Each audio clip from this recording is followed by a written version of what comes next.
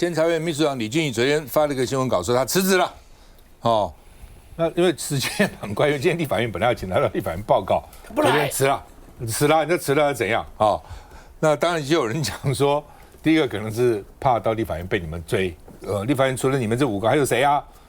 其他都没有吗？没有干嘛？29个委员，29台车啊，每个委员1台车啊，平常只有上下班吗？都没有干别的事情吗？哦，不敢，怕被问，所以算了。另外一方面也怕再次搞下去哦，大罢免就被转移焦点了。现在主要是罢免你们，那么搞到这个上面去不就惨了吗？所以不管怎样就辞了。他说呢，有负国人所托请辞了啊。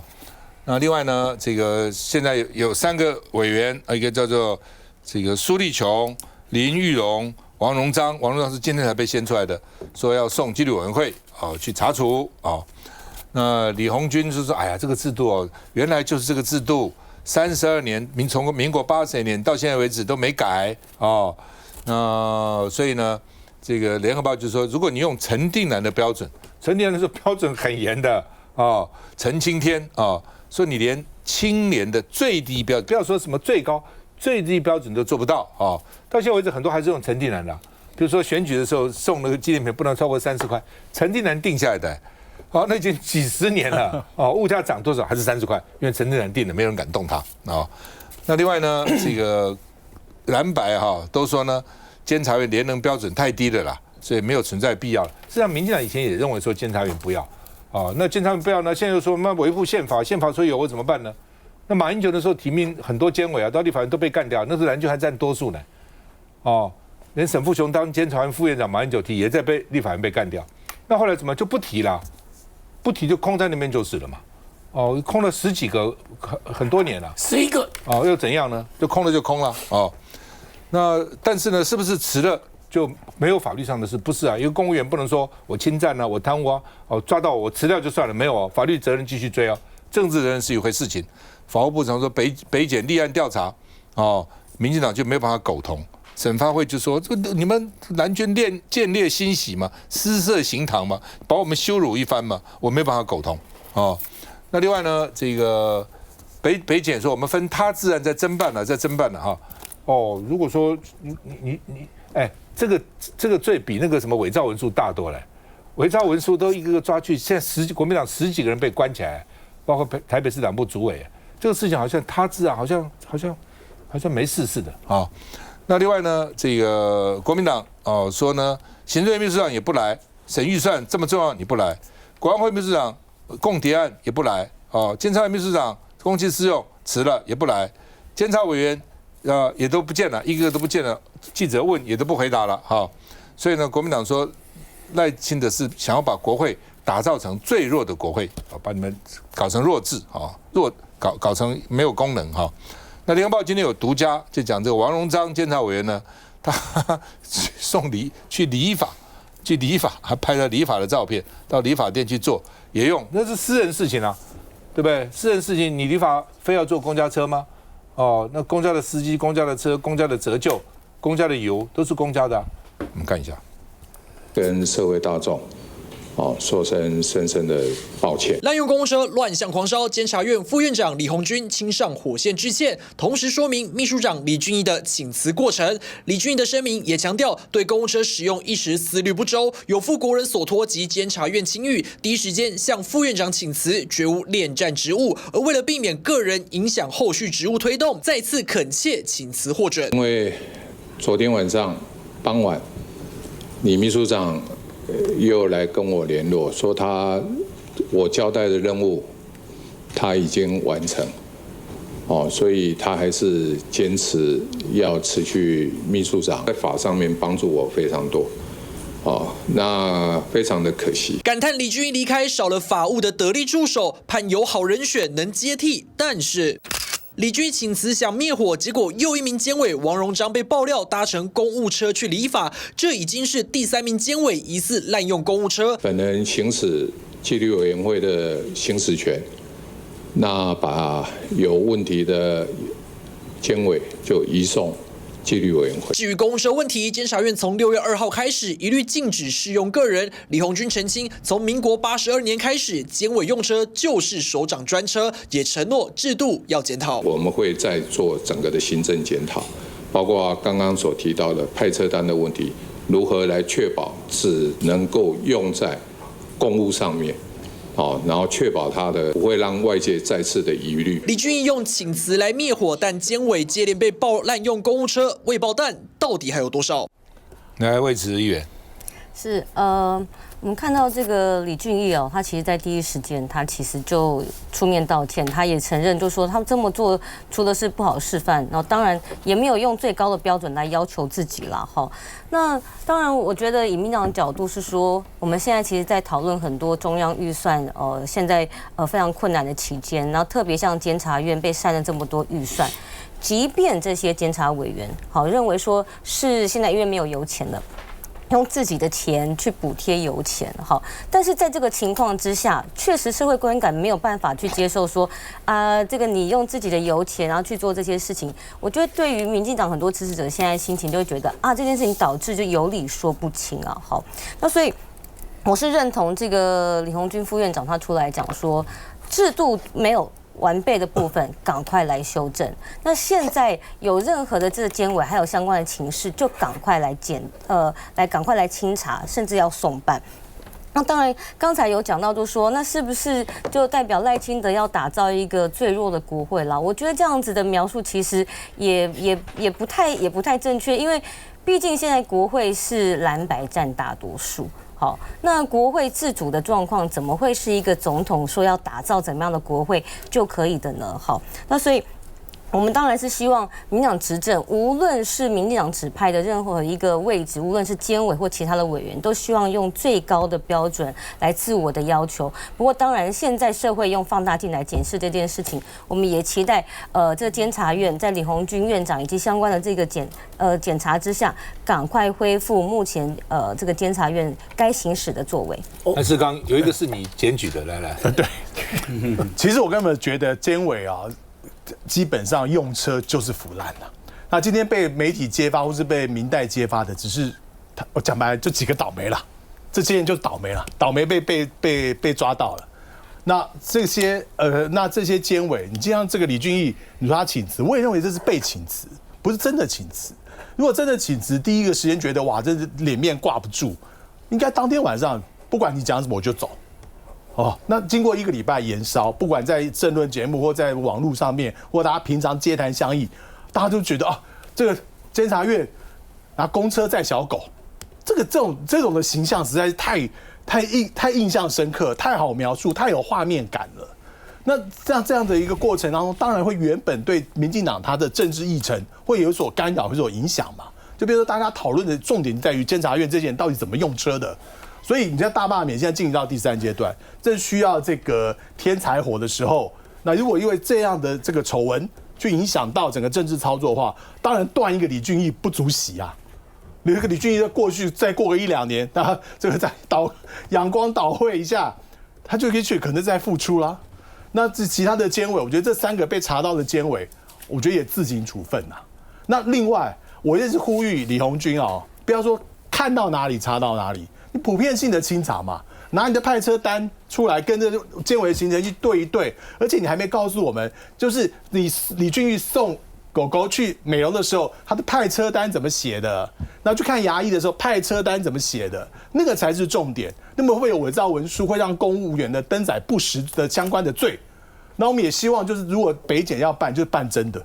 不要说就出来为了这个平息大家的一些怒火，然后出来做个样子，后续的就看不见了。是吧？我认识李鸿钧多年了，老实讲，我今天对他的讲话是蛮遗憾的了。我觉得他一个副院长，当然他讲场面话啦，就到时候人就要走了嘛，把你肯定一下什么之类的，可是也不需要把他讲的。好像哇，李俊毅好棒啊，都棒，好可惜啊，他帮助我好多。我觉得有需要这样子吗？只是因为说你在绿营底下当官，也不得不如此。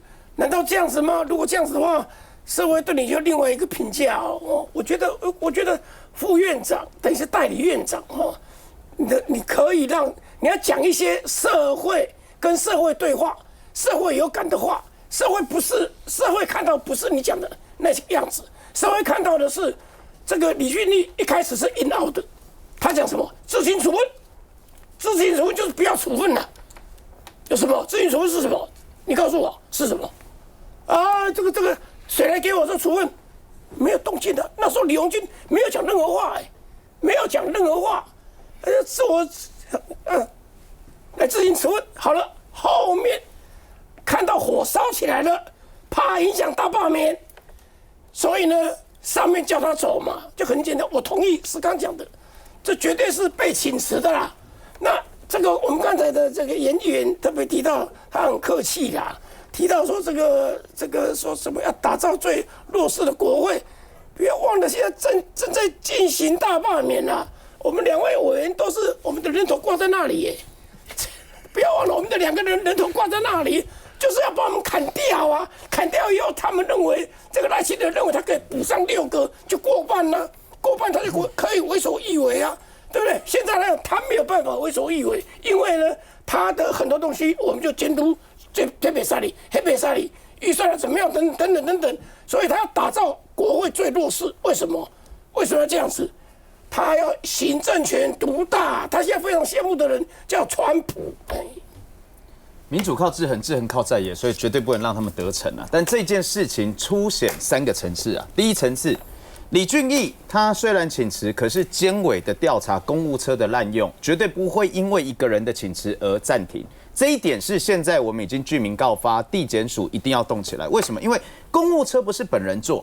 可以派载狗，可以载亲友去机场，不是本人做，这就完全不合理，而且这绝对会使公务员登台不实，或是有诈欺图利罪，所以这一定要查清楚。再来第2个部分哦，现在还在讲油料，很抱歉哦，李俊毅虽然说第一时间讲说所谓的油料是自付，但是到目前为止没有拿出任何的单据，监察委员这几位被爆出来的也都没有拿出任何单据啊，所以如果说他是第一时间被爆出来之后，还用另外一个谎来包装他自己的一个行为，就是他还讲是说不是用自己的油料，还是用公务油料，但是他故意还讲是说用自己付费的话，那其实更加严重，代表凸显什么？凸显是说，如果今天不是1个礼拜持续的讨论社会哗然的情况下，他根本不会离开，这只是冰山一角。以及第3。今天更严重的是立法院司法法制委员会，我们做的是专题报告，如何打造清廉政府，要求监察院秘书长来，秘书长请辞了，所以秘书长没来，但也没有副秘书长来，也没有监察院相关代表，监察院就不派人来了。我觉得这才是让大家觉得说，现在民进党政府可以为所欲为，把国会完全弱化。因为今天我们要求监察院派人来，你秘书长没办法来，你没有副秘书长，你没有代理人，没有任何人过来立法院报告，或者说就相关的这个讨论的话，其实这凸显什么？这凸显就是立法院现在在民进党的主政之下，他就想要极度弱化。7月的罢免，如果说投票再让他们称心如意的话，真的就变成是五权集中，民进党为所欲为。基本上呢，我两点哈，第一个就是说，以前大家讲校监察院是只打苍蝇不打老虎了，那现在检察官会不会只打苍蝇不打老虎呢？检察官敢不敢办这些案子？哦，你对国民党的那什么伪造文书这样办，对这种侵占啊、贪污案子，你到底办还是不办？你怎么办？只分个他治案就算了，应付就算了，这是第一个。第二个，这次事情出来，大家知道，陈菊当监察委员5个月，已经5个月没有来上班了，躺在医院里面，躺在医院，我们也希望他早日康复，这是一回事情。但是立法院可以院长5个月不在吗？行政院可以5个月不在吗？那监察院重要还是不重要嘛？如果重要的话，你可以让院长5个月不在吗？如果不重要的话，那监察院还存在干嘛呢？花我们这么多的公帑，需不需要再回来？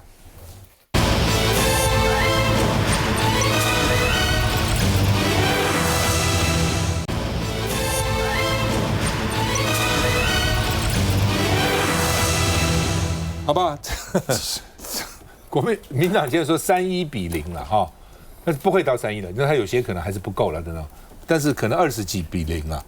那国民党大概原来最有机会的地方就是北投4-0了，但是现在说还差因为检察官今天传这个，明天传那个，连张世刚那天都被传，有寒蝉效应，有寒蝉效应，很严重。很多人就觉得不敢签了，算了啊，投票我去，但是叫我签我不签了，这是一种。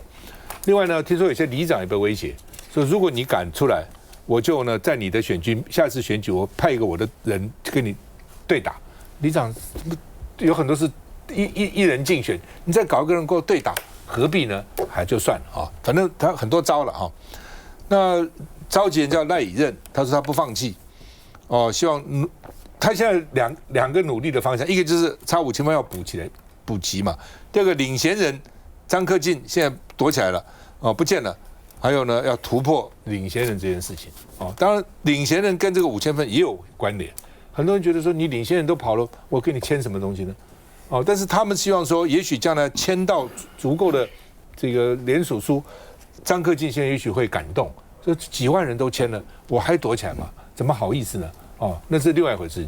那依选罢法这个57条第8项去换领衔，那是另外一件事情那另外呢，这个民众党黄国昌出手了，说既然超5000份，希望在地的党员出来签联署书，希望民众党也出来啊。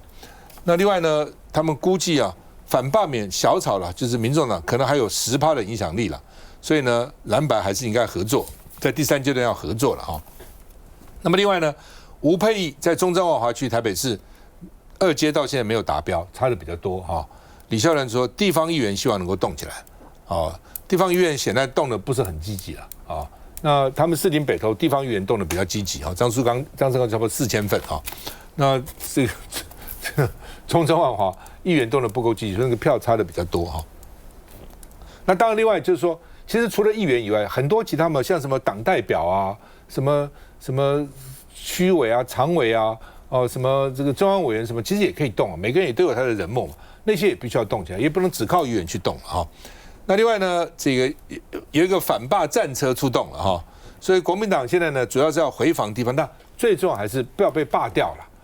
罢人家那只是说，你罢我一个，我罢你一个，有一点以战止战的味道了输人不输阵嘛。但是最重要还是要回防地方，不同意票要把它吹出来很多人到现在为止还很多人说，好啦，我反对罢免了，是没有人赞成罢免嘛，所以我不去投票。他认为不去投就是反对了，不是的，要去投，否则的话就被罢掉了那另外呢，民进党估了国民党也自己估说呢，3+5很危险。3个最危险的是谁呢？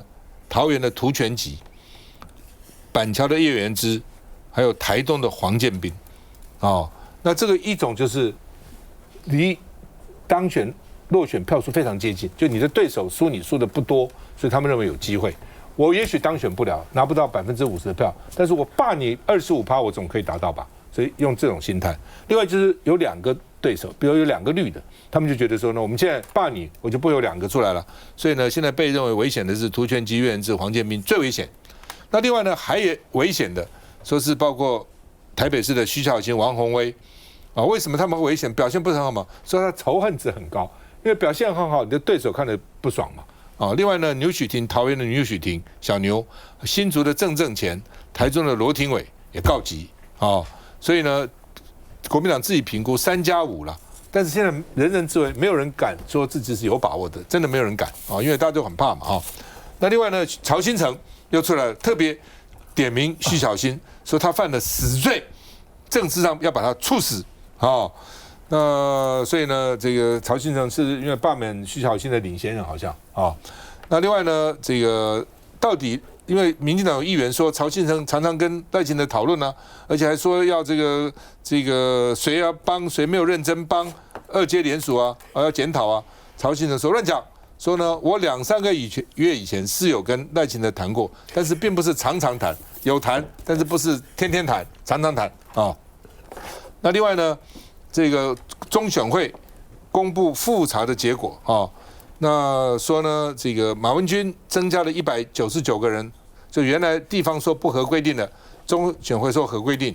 那油耗呢也是难投，这2个都是难投了说呢这个不够的结果呢现在呢说又增加508人，所以但是还是不够还是不够那马文君这个地方呢还是不足1531人，油耗还是不足185人，所以2个其实也都没过，因为他们本来中选会还是要这地方南投要什么行政调查了什么乱七八糟一大堆哈，就先发觉南投选委会并没有作弊，而且事实上大家以为说地方选委会负责。我都了解，他们告诉我，中央选委会都要派人去的，什么地方能够做决定，地方哪做得了什么决定？我们看一下。冲刺罢摇2届联署，民众党主席黄国昌突然爆气咆哮，全因为吴思瑶的这句话。其实他选择的位置那个场域，就是吴思瑶多年来文化工作的好的成果，也是当初一再被柯文哲拿来作为宣传的文化政绩。你还有脸提到士林北投这边的建设？要到北四科，要到这一边来设厂，每一个民进党的人突然变脸，全部跑出来蹭。即便罢摇行动目前成功几率渺茫，但黄国昌率团坚持来催票，甚至下军令，就是要帮柯文哲出一口气。我已经交代台北市党部，也交代我们组织部的同仁，士林北投、台湾民众党所有的党员。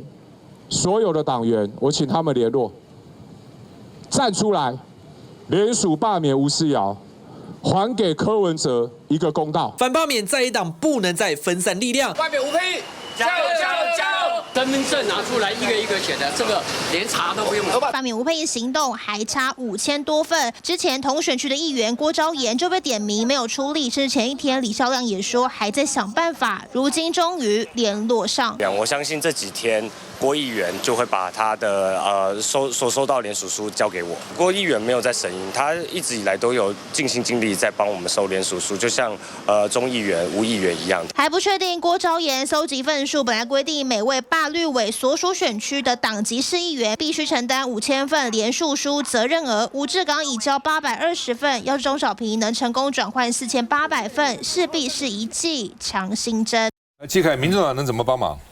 吴思瑶现在大概是所有立委里面这个仇恨值最高的，现在外号叫做吴兆阳。我觉得大家冲一下是很有机会的。所以昨天本来前几天那个洪威他们是跟我讲说大概差5-6千了，所以我们昨天就开始全面去动员了。那国昌就带着我们4位台北市党部的这个议员，好像我们党部就开始运作。昨天听说也签了1-2千份的样子，我们会再增加。这几天我们要求我们党部去联络我们的这个党员，我们连我们的党主席都被压起来了，压了9个多月，现在还继续在延压。说实在，大罢免如果成功的话，但柯文哲一定是继续压下去嘛。唯一现在救柯文哲最好的方法，就是大罢免让他大失败，狠狠的教训这个赖清德，让他知道说人民对司法迫害是非常有意见的了哈。那现在除了这个吴思瑶之外，像吴佩友这那边也不是完全没有机会，那边我们也有适度的那个做个帮忙。那我提醒一下了，好像当然一方面就是说这次罢免里面双北的这个双5是我们锁定的，不只是国民党，我们也认为说这个还有机会，最后我们一定要好好再去冲一下。可是最后是怎么样？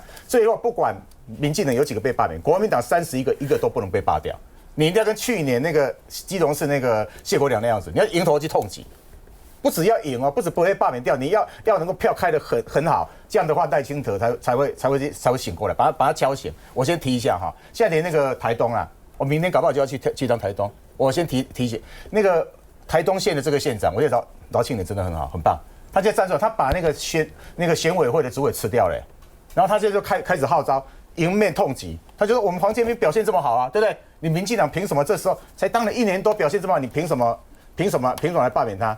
他自己挺身而出，而且现在什么妇女会什么那些全部动起来。我记得说像台东这样子就对了，包括如果卢秀燕整个县市长全部都动起来然后整个开始来做，我觉得就是31个不止一个都不要被罢免掉，你要挺下来。那这样的话，一方面就把这个赖清德教训他了，对不对？刚刚讲的一样曹兴诚基本上在唱秋，他刚刚等于也是打脸赖清德他等于不是变相去讲说，我跟他有开会这不是跟那个老柯状况都是一样的吗？他们现在都非常的这个觉得说好像死气一样，每个国民党都是会被人罢免掉的。我们用选票好来教训这些人，教训赖清德的同时也教训曹兴诚。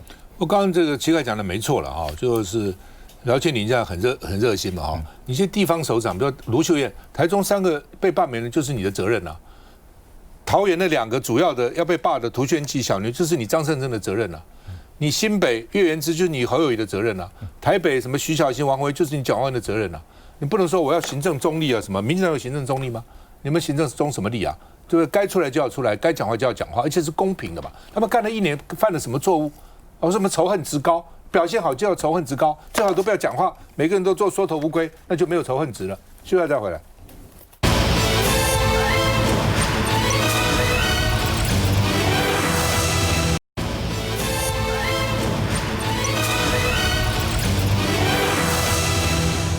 好吧，因为刘世芳内政部长了哈，说中正路要改名了，什么太威权了了哈。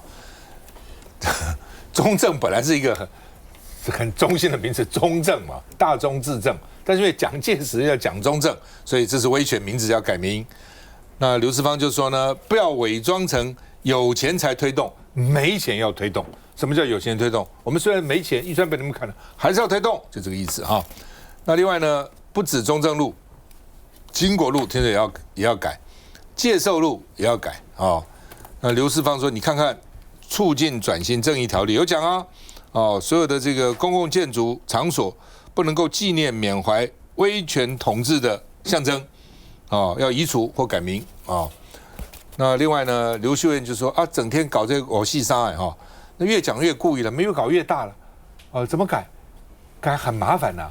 它不是只是路牌改很容易啊，身份证要改啊，身份证都有你的住址，户籍誊本也要改啊，土地所有权状那个什么建物所有权状建物在那也要改啊，哦，什么要改东西很多了哦，那个也不是光花钱，也花很多钱了，也不是什么10万20万，那花很多亿的，因为变动很大嘛，哦，而且扰民嘛，劳民伤财嘛，又怎样呢？哦，你改了又怎样？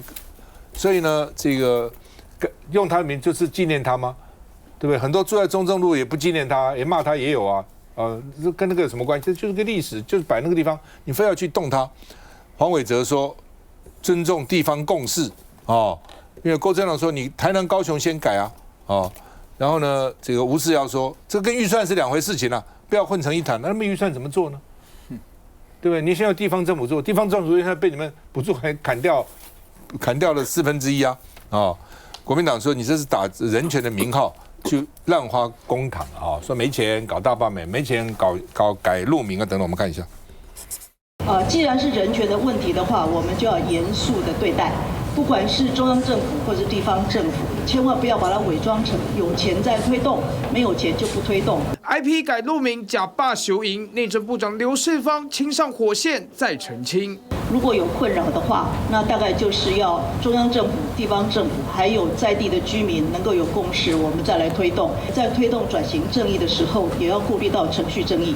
说地方要有共识才推动，如今内政部要改的不止中正路，就连经国路也都要改。但光是以2蒋命名的街道就有349条。那每天搞这些543有的没的哈。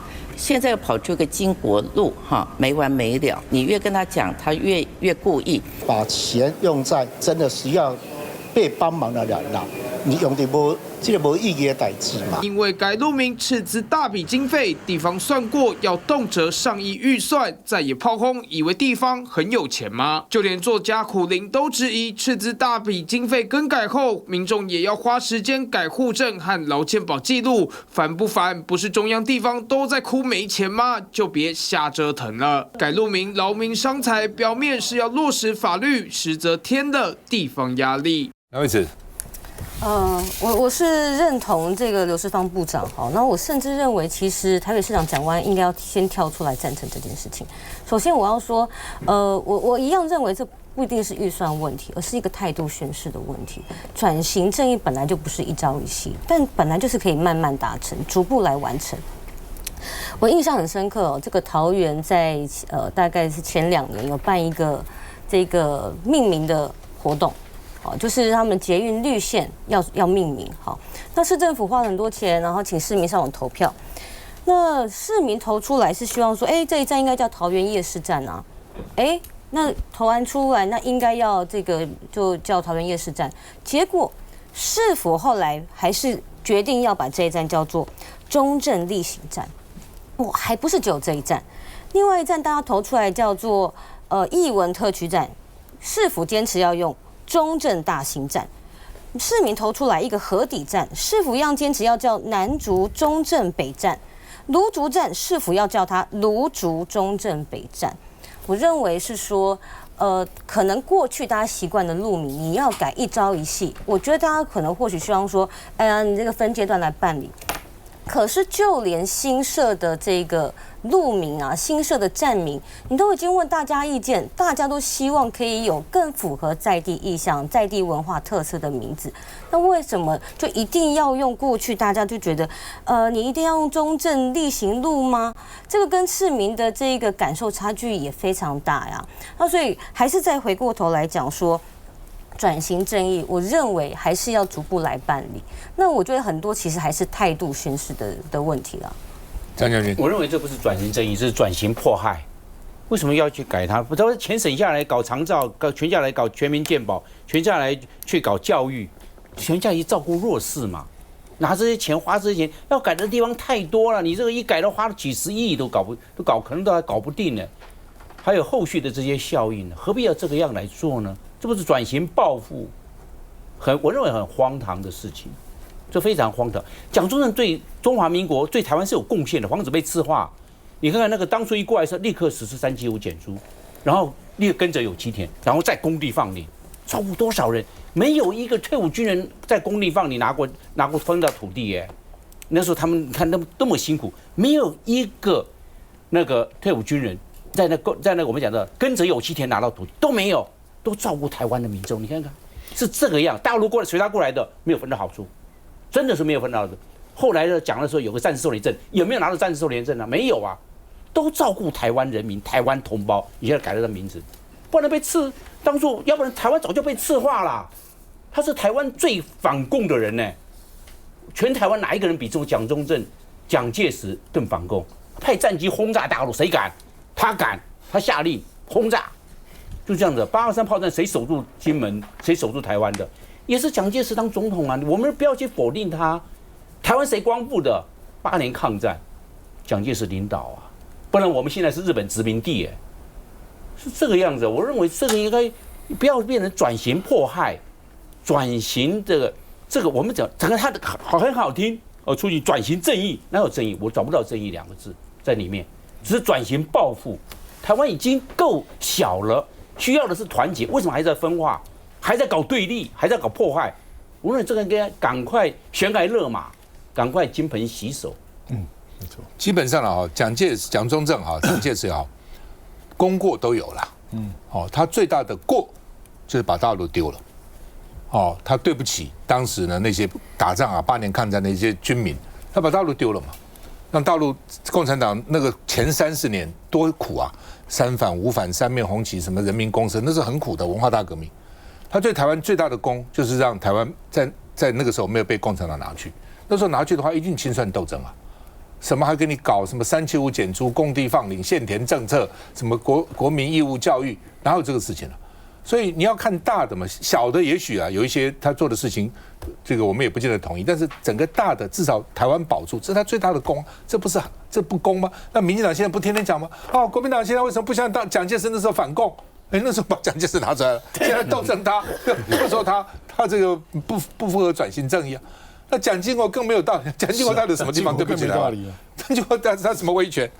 对不对？所以你现在讲台积电，那不是他们搞出来的吗？不是他当行政院长搞出来的吗？护国神山不是他搞出来的吗？所以我是觉得任何事情要有个公道了。比如刚刚魏慈讲说新的站，也许你不要用，我觉得那个比较简单嘛，一个车站改，但那个路名要改就很麻烦了。有些东西是容易改的，那你要改就改吧，我也没什么意见。麻烦的也不是说不纪念他，是你劳师动众、劳民伤财，把老百姓都搞得很麻烦。我开车，我通常都要靠 GPS， 我想以后的 GPS 也要改啊，不是输进去在哪里呢？所以基本上刚刚将军讲那个战时受田证也是啊。那是呢，根本就是骗老兵的嘛，回大陆给你一块地，哪有地呢？是我当立委的时候坚持战时要变成现金，不多，至少给他点钱嘛，5万、10万、20万也好嘛。当时老委员在跟我拍桌子骂，你要造反啊！我反问，造反就造反怎样？后来才改的，否则不是我坚持是不会改的，还搞到死都只是那块证拿不到钱了。休息一下再回来。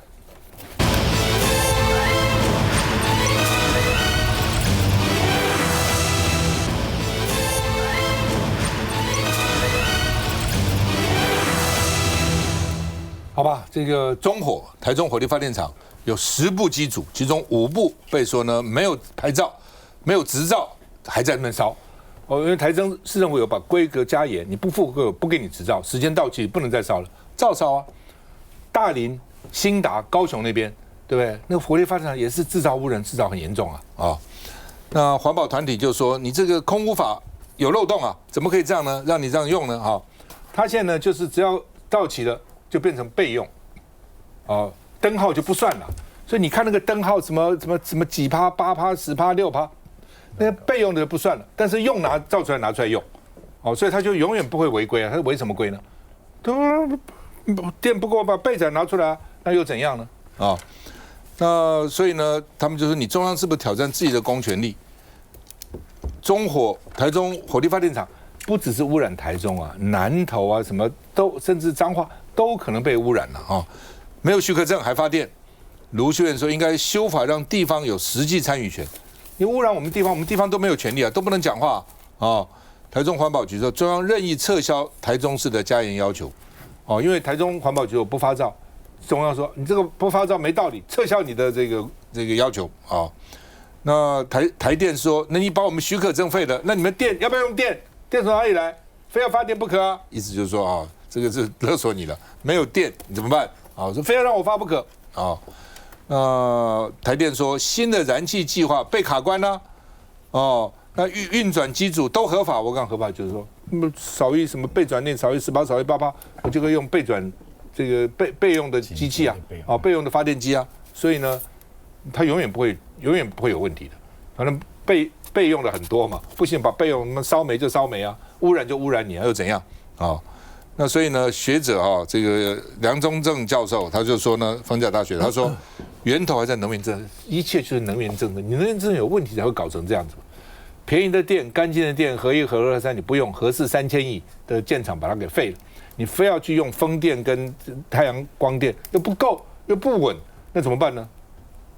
对不对？那只好去烧要不然就燃气算燃气还是污染只有1/2的，燃煤燃油那污染更大那怎么办？彰化县长就说，错误的政策比贪污更可怕，因为中火影响到彰化了，也飘到那个地方去了那环保团体在立法院前面说呢，2028无煤中火一定做得到中火不可以再烧煤了那这个立法院承诺说明天会通过这个无煤中火主决议今天北中彰化、南投、云林、嘉义、台南的环保团体都去了，在立法院前面集会那这个说卢秀燕说州官放火，那媒体说呢，陈其迈把火把送给台电，你陈其迈照讲，你大林跟新南你要好好看好高雄市民的健康不重要吗？我们看一下。咱的民众的肺是动作是啥会？上个礼拜五，我一个邻居才40几岁，2个孩子的妈妈已经肺腺癌，割掉一片肺。台中环保团体聚集市府门口，沉重喊出心声。最近兴达电厂3、4号燃煤备用机组启用发电，引发争议。环保团体指出，台中电厂10部的燃煤机组只有5张的操作许可证，2、3、6、7、10的5部机组无有效许可，却照样烧煤发电。空法第30条第3项的台化条款所导致这个非常的荒谬、合法却不合理的一个情况。环保团体越讲越气，认为台中市空污重灾区，最大的污染源就是台中火力发电厂。2018年空污法修的台化条款，是让中火与其燃煤的元凶，应该要修法，而不是拿人民的肺开玩笑。有5部现在并没有达到地方政府的许可，我们并没有发许可给他只准州官放火，不许百姓点灯，那让地方政府有实际的参与权。所以我个人主张说，我非常的认同。立法院应该要修改。卢秀燕强调，现在法规只能增加，不能减煤，不能加严管制。国家带头违法，不能做错误示范，也支持修法，不要只准州官放火，不许百姓点灯。来，继续看，新麦这政府老是更高带电，老是就要求的。第一个，他们不承认。到现在说不承认缺电，可是你看为什么紧急的备用机组要紧急去开动？紧急就表示你的电力是有问题的嘛，而且它开动的同时，它烧的大部分都是烧煤，而且是很老旧的这个机组。你就像一部车40几年、50几年，你就把雄用这个老的这个机组拿出来用，你看那个污染这多严重的事情。用台中来说比拟，台中在517的这个非核家园的前一天跟后一天，卢秀燕说他去统计，他叫环保局去提，这2天啊增加了，光是一个中火都烧了1.4吨的煤，你看我要求不？你要做到你的政府跟台电要做到让没有缺电嘛，就你弄到缺电，结果你光是一个台中一天都增加了1.4吨那个燃煤出来，你看对那个中部污染有多大？这是一个，高雄也是，高雄的兴达3跟兴达4也是烧煤的，都40几年了嘞。老基础突然就是517之后，全部火力都全开了，然后大林大林已经52年了，那么老的基础结果你说你现在说我是只要挂一个什么紧急，挂一个备用，我就可以一直用，所以我们非常愤怒。今天包括南投、彰化、婚林、叫台中，今天100多位的乡亲到立法院的前面来。那国民党立委跟我们都有去接见他们。我们允诺做2件很重要的事情。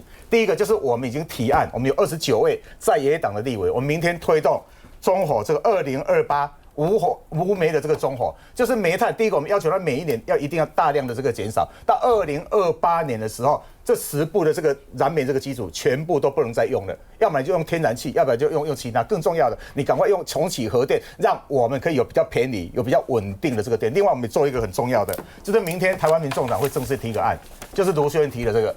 现在台电都讨价波。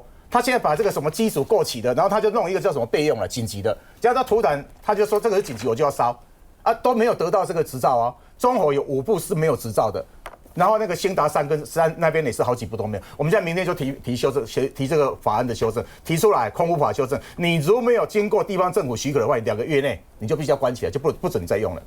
我的同学就是那个陈立成他说，退休机组不拆改备用就是作弊，对啊，就是违法了。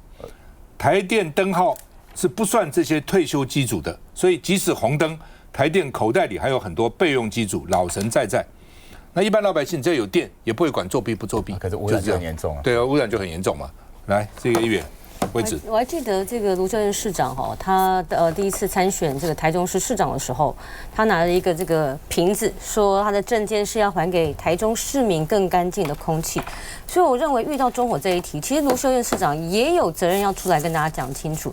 其实这8年台中的中火的这个空污减少了80%。而且去年的用煤量也是最低，这8年减煤了565万吨那我们看到这个中火14589这几号机组都是去年5月由台中市市政府核定，然后可以这个营运到明年。那其他机组呢，是因为目前是还在市府审查的状态，所以依照这个空污法。所以依照对有5个机组，台中市政府都没有过，它是正在审查中，因为正在审查中，所以目前是依照空污法是可以依照原证的内容来进行操作。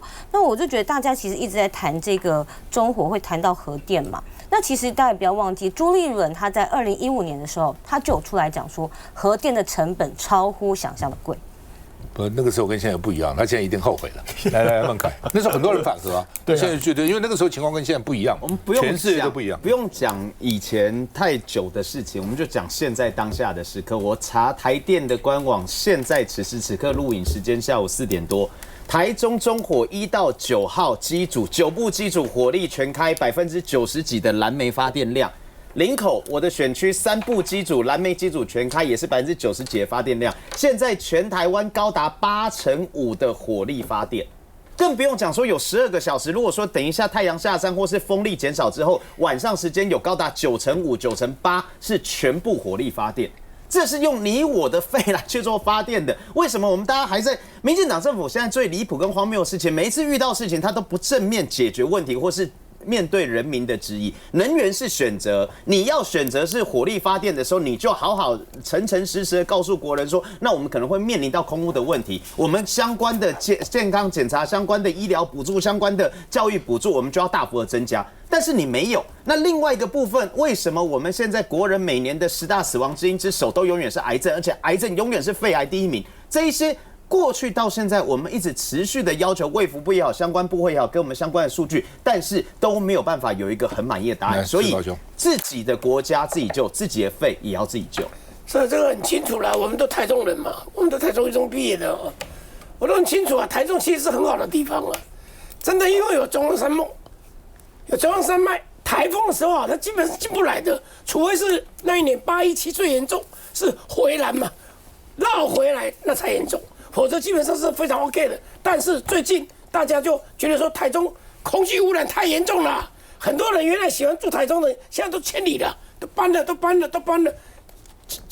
减碳是世界的趋势，而我们都开始要说变成一个无煤日啊，就是通通没有烧煤，五煤厂要关掉，2040年、2050年或者是什么时候要全部关掉，我们到现在还在烧煤啊。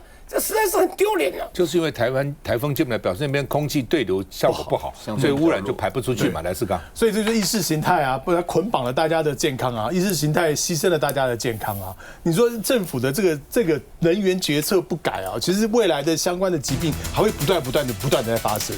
那也是特别是我也观察到，很多年轻女性肺腺癌的比例很高，越来越多，越来越多。那他们也不抽烟，不做饭，为什么？就是环境里面的污染源太多了。来，将军，晚上太阳下山之后啊，都是火力发电。那我在空军官校当校长，就看到那个新达火力发电，哇，晚上的时候那个烟啊，虽然暗了，但是它防撞灯有开，我看那个烟囱，哇，那个冒出那个浓烟，你看高雄怎么办？因为晚上只有火力发电了，你现在没有多元能源政策，一定要走多元能源政策，少烧一点煤炭，少一点空气污染，我们的肺。